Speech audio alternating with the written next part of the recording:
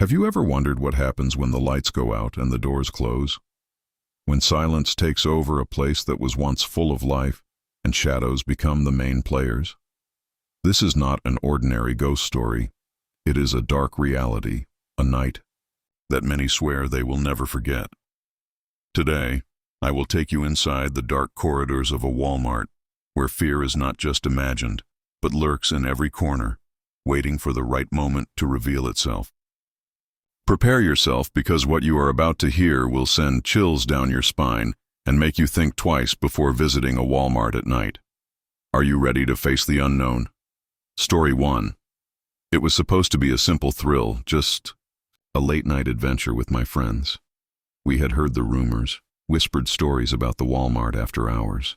Strange noises, flickering lights, and shadows that moved of their own accord. None of us expected what actually awaited us inside. Those walls once the store was closed to the public. But curiosity and the hunger for excitement pushed us past caution, and that night changed everything. We found a side door that had been left slightly open, an invitation almost impossible to resist.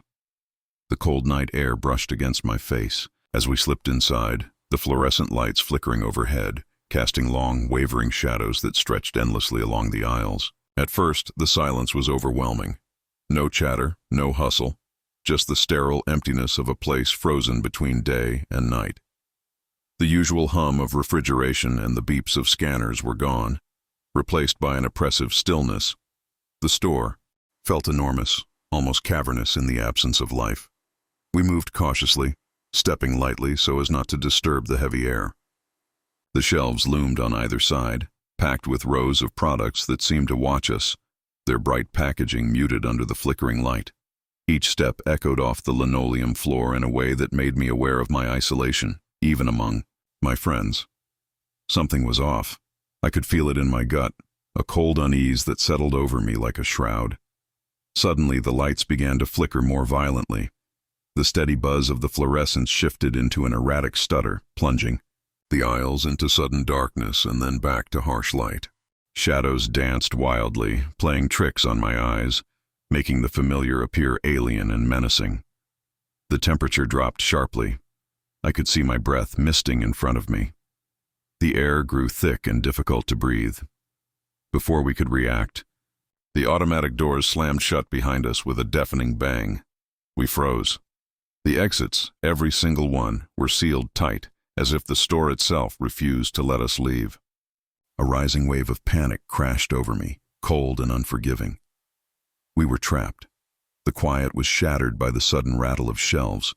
Products began to shake and clatter, as if an invisible force was tossing them about. I ducked as a box of canned goods flew past my head, crashing into the floor with a deafening smash. Shadows moved at the edges of my vision, swift, flickering shapes that vanished whenever I looked directly at them. The whispers began then.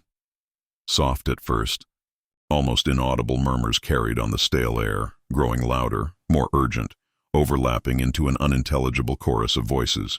I tried to stay calm, focusing on my friends, but they were already scattered, their terrified screams swallowed by the oppressive silence that followed every outburst of chaos. I felt something brush past me, a cold, clammy touch that sent a jolt of terror through my entire body. My heart pounded as I sprinted down an aisle, desperate for an exit. But the aisles seemed to shift and rearrange themselves, folding back on one another like a twisted maze. The fluorescent lights flickered again, then died, plunging me into pitch black. The whispers became a maddening roar in my ears. I stumbled blindly, hands outstretched, my breath ragged and shallow. Footsteps echoed behind me, slow and deliberate. I dared not look back, fearing the thing that pursued me. Suddenly, my foot caught on something and I fell hard to the floor, pain flaring up in my knees and palms. As I scrambled to rise, a shadow loomed above me, featureless and shifting like smoke. A voice, cold, ancient, and filled with menace, whispered my name. I tried to scream, but no sound escaped. When the lights finally snapped back on and the doors groaned open, I was alone. My friends were gone, vanished without a trace. The Walmart stood silent and empty as if nothing had happened. But I knew better. The store was alive with darkness and hungry shadows, and I had barely escaped its grasp. Since that night, I hear whispers in the quiet moments, feel cold fingers brush past me when no one is there. The Walmart after dark isn't just a store, it's a prison. A place where the shadows wait, patient and eternal, to trap the next foolhardy soul who dares to wander its aisles after closing. Story 2. It was well past midnight when I found myself compelled to return to that vast, fluorescent-lit labyrinth known as Walmart. The events of the previous night had haunted me relentlessly. The cold grip of fear, the flickering lights that seemed to pulse like the breath of some unseen beast, and, most haunting of all, the presence of that faceless figure who watched, silently from the shadows. Though every instinct screamed at me to stay away, to leave that cursed place behind forever, an unexplainable force tugged me back through those sliding doors into the heart of darkness. The air inside was stale and heavy, thick with an oppressive silence that swallowed every sound except the faint buzzing of fluorescent bulbs overhead. These lights flickered irregularly, casting long, wavering shadows that twisted and danced across the aisles like phantoms in a ghostly procession. The store stretched out before me, a seemingly endless maze of shelves towering high and laden with goods, their bright colors muted beneath the cold, artificial glow. The usual comfort of mundane commerce was gone, replaced by an eerie stillness that pressed down on my chest and filled my lungs with a chilling heaviness. My footsteps echoed unnaturally in this hollow space, each step a stark reminder of my solitude. My eyes darted nervously from one shadowed corner to another, seeking signs of life, of movement, anything to confirm that I was not entirely alone. Then, from the periphery of my vision, I saw it, the figure, dark and motionless, standing between two aisles, absorbing the pale light around it like a void. It had no face, no eyes, no mouth, just an empty blackness that seemed to swallow all light and hope. My heart thudded so loudly I was sure it would betray me. I stood frozen, caught in the weight of its gaze. The temperature around me plummeted suddenly. My breath misted in the cold air.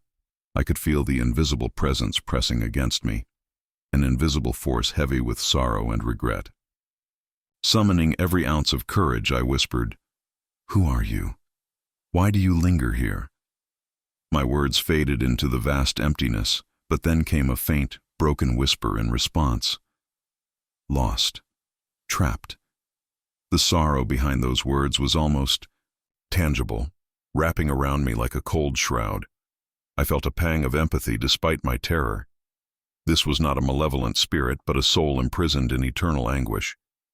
Driven by a need to understand, I ventured deeper into the store's endless aisles.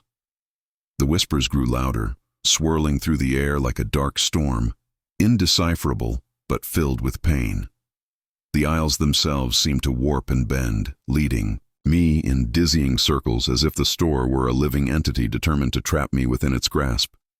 The faceless figure's gaze followed me relentlessly, a silent plea etched in the shadows. Every turn I took drew me further into a maze of despair and forgotten memories. As I moved forward, the chill seeped deeper into my bones. Shadows stretched and curled like living things, brushing against me like cold, clammy fingers. The story I'd read earlier haunted my mind, the tale of a man who had vanished during a late shift years ago, his soul forever tethered to this place by pain and unfinished business. I whispered again, my voice trembling, "You're not alone. I see you." For a moment, the oppressive weight seemed to lessen, and I sensed a flicker of something almost like gratitude.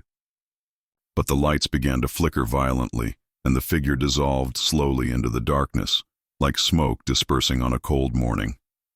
The heaviness lifted but did not disappear. I knew this was only a temporary reprieve. The spirit remained, wandering those endless aisles in perpetual torment. I stumbled toward the exit, my heart pounding, mind awash with sorrow and questions that had no answers.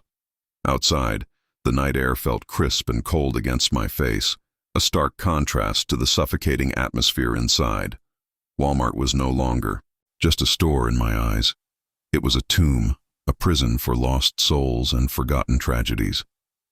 And somewhere, in the shadowed corridors beneath the flickering lights, the faceless man waited, watching silently, his story forever unfinished, his pain echoing in the stillness.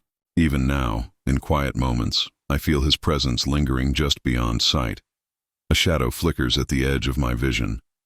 A whisper curls around the edges of my consciousness. The Walmart after dark is no place for the living, but for those who cannot rest, it remains a prison without end. Story 3. It was late, far later than I had expected, when I found myself wandering the empty aisles of Walmart again. After all the terror I had experienced, the flickering lights, the inexplicable noises, the chilling presence that stalked us, I couldn't help but feel drawn back. Something wasn't finished. Something was waiting for me in the shadows, and I had to face it. I gripped my flashlight tightly, its beam cutting through the oppressive darkness, illuminating the endless rows of products and the creeping shadows that clung to the walls. The cold air bit at my skin, and an eerie silence wrapped around me, broken only by the faint hum of the building's ventilation. The flickering overhead lights began again, casting unsettling shadows that danced and flickered with every pulse of electricity. Suddenly the shelves near me shuddered violently. At first it was a subtle tremor, like a distant rumble, but it quickly grew into a full-blown shaking. Boxes clattered and tumbled off the shelves, cans rolled across the floor, and plastic packages rattled noisily. The once familiar aisles shifted and moved, as if the store itself were alive, twisting and reshaping around me. I froze, heart pounding, eyes wide with disbelief. A dark looming corridor had appeared where a row of shelves had once stood. It yawned open like a maw, inviting me into its depths, yet warning me of the dangers within. My breath hitched as a cold wind swept past me, carrying with it a faint whispering that sent shivers down my spine. I wanted to turn and run, but my feet felt rooted, paralyzed by fear and fascination. The darkness inside the corridor seemed to pulse, alive with something malevolent. The whispers grew louder, overlapping voices speaking in tongues I couldn't understand but which pierced my soul with their desperate agony. The oppressive weight of the place crushed down on me, making each breath a struggle. I could feel invisible eyes watching, tracking my every move. Shadows writhed and twisted around me, reaching out like cold fingers that barely missed my skin. The lights flickered again and then abruptly cut out, plunging me into total darkness. The whispering escalated into agonized cries, echoing through the aisles like a choir of the damned. Panic surged through me as I stumbled blindly, hands outstretched, searching for something, anything to hold on to. The coldness closed in from all sides, suffocating and relentless. Then I heard footsteps, slow, deliberate, and chillingly close. I dared not turn around, fearing the horror I might see. Suddenly I tripped and fell hard, the impact knocking the breath from my lungs. As I scrambled to regain my footing, a shadow emerged from the darkness. A tall, shifting figure with no clear form, just a dark mass that seemed to absorb the light around it. Its presence was suffocating, a void of despair and rage. I felt its cold breath on my cheek, and a voice, low, guttural, and ancient, whispered my name, dragging me further into the abyss. Then, as quickly as it had appeared, the lights returned, harsh and blinding. I was alone, panting and trembling, the aisles once again silent and still. But I knew the nightmare wasn't over. The store had awakened something dark and hungry, something that would not rest until it had claimed me as its own. I tried to move, but the floor beneath me shifted, tilting unnaturally like the ground in a nightmare. The aisles began to fold and twist, disorienting me further. The products on the shelves seemed to warp, faces forming in the packaging, their mouths opening in silent screams. I covered my ears, but the cacophony of whispers and cries filled my head, threatening to shatter my sanity. Desperately, I searched for an exit, my flashlight flickering weakly as if it too were succumbing to the darkness. Shadows stretched and lunged at me, ephemeral hands brushing my skin, leaving icy trails. I ran blindly, crashing into shelves, knocking down displays, the chaos around me feeding the growing terror inside. In the distance, I saw a door, an exit sign glowing faintly above it. Hope surged in my chest. But as I approached, the door slammed shut violently, shaking the walls. The faceless shadow reappeared, blocking my path, its form now towering and monstrous. I screamed, lunging forward, but my hands passed through its darkness like smoke. Panic overwhelmed me, and I fell to the ground, curling into a ball. The last thing I felt before everything went black was the cold whisper on my skin, promising that the store would never let me go. When I awoke, I was outside, the morning sun casting warm light over a perfectly normal Walmart. No signs of the nightmare remained, but I knew the truth. The horrors inside lingered, waiting in the shadows, patient and eternal. Even now, when the world is quiet and the night deepens, I feel the cold breath of that place on my neck, the whispers calling me back. The Walmart isn't just a store. It's a gateway to a nightmare that never ends.